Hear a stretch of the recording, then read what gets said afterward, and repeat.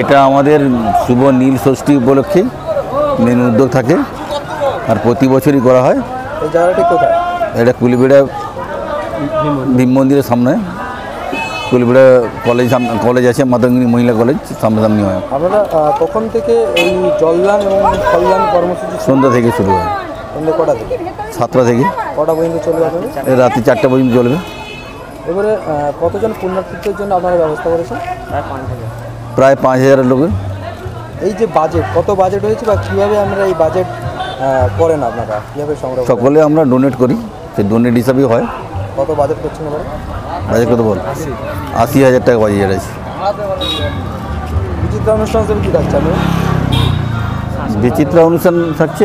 এটা আমরা প্রত্যেক বছরই করে থাকি। নীল পুজোর আগের দিন রাত্রিবেলায় এখানে পুণ্যার্থীরা জল নিয়ে মন্দিরে শিবের মাথায় জল ঢালতে যান। সেই পুণ্যার্থীদেরকে আমরা জলদান এবং ফলদান করে থাকি এবং বিগত বছর থেকে আমরা এখানে একটা বিচিত্রানুষ্ঠানও তার সঙ্গে করে থাকি সকলের মনোরঞ্জনের জন্য। উদ্দেশ্য পুণ্যার্থীরা যারা যাচ্ছেন তাদের একটুখানি সাহায্য করা, তাদের পাশে থাকা এবং সবাই মিলে একসঙ্গে বিষয়টাকে উপভোগ করা। এবছর কততম বর্ষে আপনাদের মানে কত বছর ধরে আপনারা করছেন? 5 বছর। মূল উদ্যোক্তা হিসেবে কারা কারা রয়েছে বা কাদের উদ্যোগে এটা হচ্ছে আপনাদের? এখানে কুলবেড়িয়া গ্রামের ছেলেরা সবাই আছেন।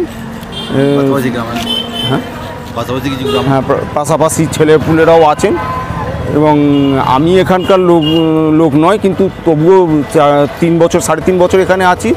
এদের উদ্যোগেই এটা হচ্ছে। এরা আমাকে সাদরে গ্রহণ করে নিয়েছেন। আমি এদের সঙ্গে বিগত 4 বছর ধরেই আছি।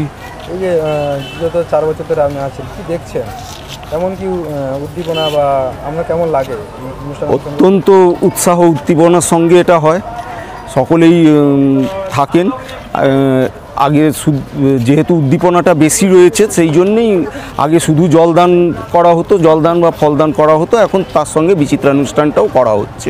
আমাদের এই প্রোগ্রামটা দীর্ঘ 5 বছর ধরে হয়ে আসছে এবং আমরা সবাইকে জল দিই, ফল দিই, লস্যি দিই, আরও নানা রকম আনুষঙ্গিক জিনিস দিয়ে থাকি।